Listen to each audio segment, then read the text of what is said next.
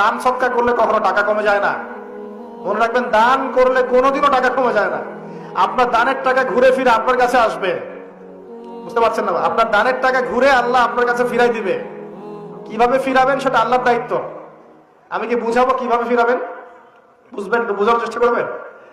অর্থনীতি কিন্তু কঠিন, সহজ করে বুঝানোও কঠিন, সবাই সহজ করে বোঝাতেও পারবে না। আমি একটা পয়েন্ট খালি বুঝাই আপনাদেরকে, বোঝেন, চেষ্টা করেন। মনে করেন আপনাদেরকে অর্থনীতি বুঝাই, এগুলো আমাদের সাবজেক্ট ছিল, আর তখন আমরা আসলে অর্থনীতি কিছুই বুঝতাম না। তারপরে যখন কোরআন হাদিস পড়া শুরু করলাম তখন দেখলাম যে ও আচ্ছা, ব্যাপার তো খুব সহজ। সহজ জিনিসটাকে এত কঠিন করা হয় কেন? দেখেন কিরকম।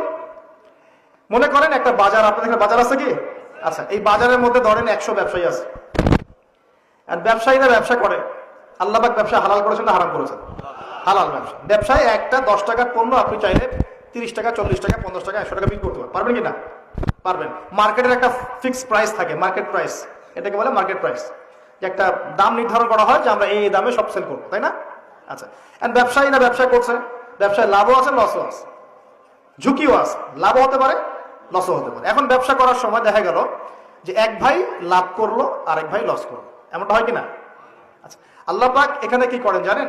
এই বাজারের মধ্যে যে সম্পদগুলো আছে, অর্থ সম্পদ, আপনারা যেটা কারেন্সি বলেন, এগুলো আল্লাহ রাব্বুল আলামিন হাত থেকে হাতে ঘোরাতে থাকেন। আজকে আপনার হাতে, কালকে তার হাতে, কালকে তার হাতে, পরশু আরেক ভাইয়ের হাতে। এই সম্পদ বাজারের মধ্যে ঘুরতে থাকে। বাজারটা হতে পারে সমাজ, হতে পারে রাষ্ট্র, হতে পারে বিশ্ব। ভালো করে বোঝেন, ছোট পরিসরে হতে পারে সমাজ, হতে পারে রাষ্ট্র বা বিশ্ব। আল্লাহ পাক সম্পদটা সার্কুলেট করেন, ঘোরাতে থাকেন। আজকে তার হাতে, কালকে তার হাতে, কালকে তার হাতে, এভাবে সম্পদ ঘুরতে থাকে। লাভ লসের রিস্ক আছে, কেউ লাভ করে, কেউ লস করে। এভাবে সম্পদ সার্কুলেট হতে হতে হতে আল্লাহ পাক যাকে ইচ্ছা ধনী বানান, যাকে ইচ্ছা গরিব বানান। কথা বুঝতে পারছেন? এটা হলো এই জায়গায় রিজিকটা নিয়ন্ত্রণ করেন সরাসরি আল্লাহ পাক। আল্লাহ পাক কারো সম্পদ নেন, কারোকে দেন, কারো কাছ থেকে নেন, কারোকে দেন, কারো কাছ থেকে নেন, কাউকে দেন। এভাবে সম্পদ ঘুরতে থাকে।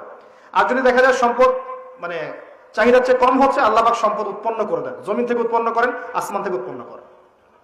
আমি মানে বুঝাতে পারছেন না?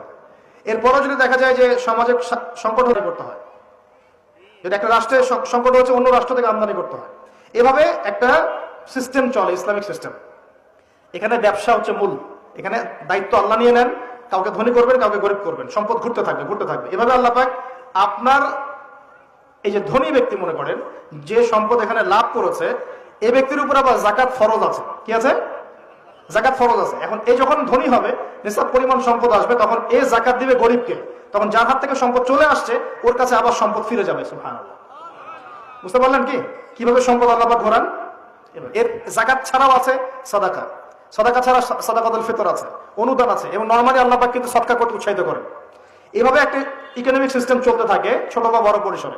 এইভাবেই মদিনা টিকে ছিল, এভাবেই মদিনার ইকোনমিক সিস্টেম চলতো নবী সাল্লাল্লাহু আলাইহি ওয়াসাল্লামের যুগে। তো সেখানে আরো একটা বিষয় এক্সট্রা ছিল, যেটা এখন নাই। সেটা ছিল গনিমত। সেটা কি? রাসূল সাল্লাল্লাহু আলাইহি ওয়াসাল্লাম সাহাবীরা বিভিন্ন যুদ্ধ এবং জিহাদ করতেন কিনা? না, তারা তো এগুলো করতেন না। ঘর মসজিদে বসে খালি সুবহানাল্লাহ পড়তেন। হ্যাঁ নাকি? বদর উহুদ তো হয়নি ইসলামে, হয়েছে? বদর উহুদ বলে কোনো যুদ্ধ হয়েছে নাকি? এগুলো বললে তো দেখা যাবে বাপরে বাপ, অবস্থা খারাপ। হ্যাঁ, জিহাদি বয়ান শুরু করে দিয়েছে। এগুলো কি ইতিহাসে আছে কি নাই? যখনই মুসলিমরা যুদ্ধে গিয়েছে এবং জয় করেছে, তখন বিপুল গনিমতের সম্পদ লাভ করেছে। বুঝতে পারছো? গনিমত মানে ওই যে যাদের সাথে যুদ্ধ হচ্ছে, ওদের সব সম্পত্তি মুসলিমরা তখন পেয়ে যায়, কারণ ওগুলো ছেড়ে ওরা পালিয়ে যেত। এটা এর মধ্য দিয়ে মুসলিমরা ব্যাপক সচ্ছলতার মুখ দেখেছিল। খায়বারের যুদ্ধ জয়ের মধ্য দিয়ে মুসলিমরা প্রায় 1/3 সম্পদ পেয়েছিল আরবের মধ্যে। জাজিরাতুল আরবের 1/3 সম্পদ শুধু খায়বার যুদ্ধ জয়ের মধ্য দিয়ে লাভ করা হয়েছে। ওইটা তো নাই, এখন ক্লোজড। আমি ওগুলো বাদ দিয়ে এই সিস্টেমগুলোর কথা বললাম, সাদাকা, ব্যবসা ইত্যাদি ইত্যাদি। তার মানে ইসলামিক ইকোনমিক সিস্টেমের মধ্যে আল্লাহ পাক সম্পত্তি নিয়ন্ত্রণ করছেন এবং কাউকে ধনী বানাচ্ছেন, কাউকে গরিব করছেন। সম্পদ হাতে হাতে ঘুরছে। যে ধনী সে আবার যাকাত দিচ্ছে, তখন গরিবের কাছে ধনীর সম্পত্তি চলে আসছে। বুঝতে পারছেন কি ভাই কিছু? আচ্ছা, কঠিন হচ্ছে আলোচনা মনে হয়। আচ্ছা, একটু কঠিন শোনেন। খালি কি আর উঠবস করা, ঢেলে দেই, চা খাই, কফি খাই শুনলে হবে? হ্যাঁ, এগুলোই শুনলে হবে খালি? ভালো করে শুনি ইনশাল্লাহ। এখন চলমান সিস্টেমে কি সমস্যা হয়? যখন আপনি ব্যবসাটাকে গুটিয়ে নিয়ে সুদটাকে প্রাধান্য দিচ্ছেন, মানে সুদের মধ্যে কি লাভ লস দুটা রিস্ক আছে, ঝুঁকি আছে কোনো?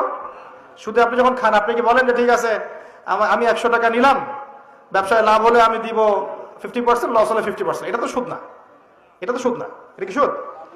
যখন আপনি বলেন যে আমি 100 দিয়েছি, আমাকে 110 দেওয়া লাগবে, 100 দিয়েছি আমাকে 110ই দেওয়া লাগবে, আপনি তো লসের রিস্ক নিবেন না। নিবেন? সুদখোর কি লসের ঝুঁকি নিবে নাকি লাভের শর্তে টাকা দিবে? এখন যখন আপনি লাভ লসের ঝুঁকি নিচ্ছেন না, তখন একজন লাভ করা একজন লস করার কোনো সিস্টেম বাজারে থাকছে না। তখন সম্পদ ধনিক শ্রেণীর হাতে পুঞ্জীভূত হচ্ছে, তারা আস্তে আস্তে ধনী হতে থাকবে, গরিবরা আস্তে আস্তে গরিব হতে থাকবে। এরও উপরে যখন সে আবার জাকাত দিবে না, তখন ওই সম্পদ আবার গরিবের কাছেও ফিরে আসবে না। এভাবে সুদের মধ্য দিয়ে সম্পদ সংকীর্ণ হয়ে যায়, একদম একটা মার্কেট, সমাজ, রাষ্ট্র মেসাকার অবস্থা হবে, দেউলিয়া হয়ে চলে যাবে। একটা একটা করে কথা বলেছিলাম, ফলেছিল কি অর্থনীতির কথাগুলো? পাকিস্তানের কথা ফলেছে?